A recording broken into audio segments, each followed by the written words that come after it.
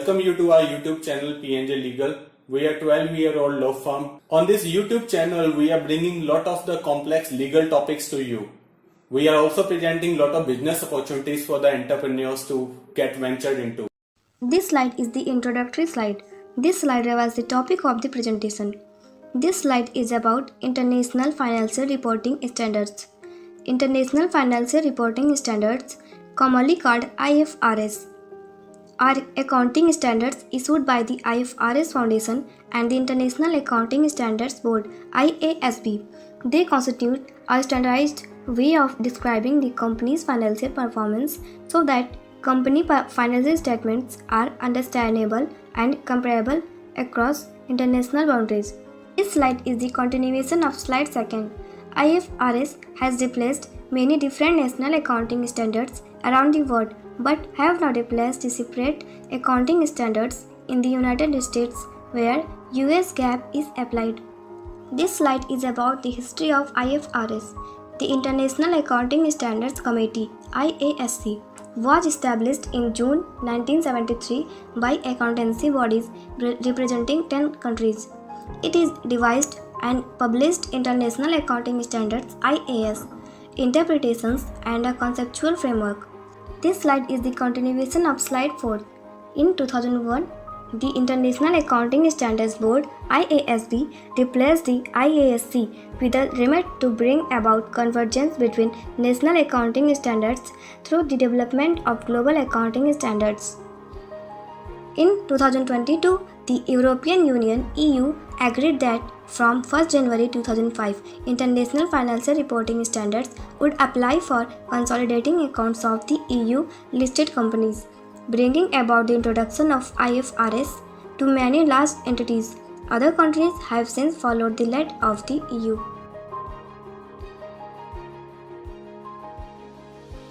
This slide is about the adoption of IFRS. IFRS standards are required in more than 140 jurisdictions and permitted in many parts of the world, including South Korea, Brazil, the European Union, India, Hong Kong, Australia, Malaysia, Pakistan, GCC countries, Russia, Chile, Philippines, South Africa, Singapore, and Turkey.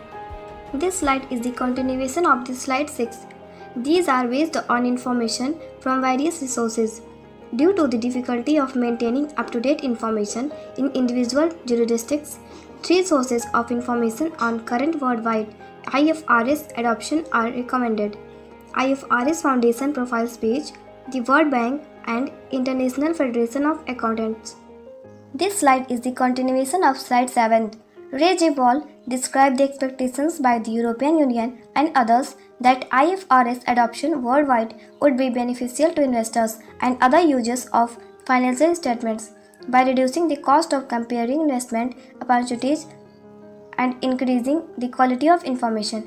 Companies are also expected to benefit as investors will be more willing to provide financing.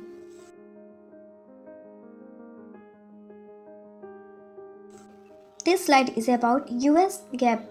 US GAAP remains separate from IFRS. The Securities Exchange Committee (SEC) requires the use of US GAAP by domestic companies with listed securities and does not permit them to use IFRS. In 2002, IASB and the Financial Accounting Standards Board (FASB), the body supporting US GAAP, announced a program known as Norvig Agreement that aimed at eliminating differences between IFRS and US GAAP.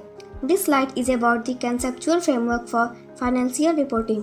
The conceptual framework serves as a tool for the IASB to develop standards. It does not override the requirements of individual IFRS.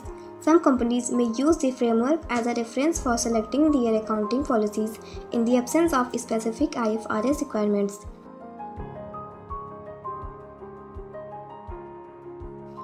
This slide is the continuation of the slide 10th. The objective of financial statements. Users base their expectations of returns of their assessment of the amount, timing, and uncertainty of future net cash inflows to the entity and management's stewardship of the entity's resources. This slide is the continuation of slide 11th. Qualitative characteristics of financial information. Conceptual framework for financial reporting defines the fundamental qualitative characteristics of financial information to be relevance and faithful representation. The framework also describes enhancing qualitative characteristics: comparability, verifiability, timeliness, and trustability. This slide is the continuation of slide 12. Elements of financial statements. Conceptual framework defines the elements of financial statements to be asset, liability, and equity. This slide is the continuation of slide 13. Income. Increases in economic benefit during an accounting period in the form of inflows or enhancement of assets or decrease of liabilities that result in increases in equity. Expenses. Decreases in assets or increase in liability which result in decrease in equity, and other changes in economic resources and claims, contributions from holders of equity and distribution to them. This slide is the continuation of slide 14. Recognition of elements of financial statements. An item is recognized in the financial statements when it is probable that future economic benefit will flow to or from the entity. The resource can be reliably measured. In some cases, specific standards add additional conditions before recognition is possible or prohibit recognition altogether. This slide is the continuation of slide 15.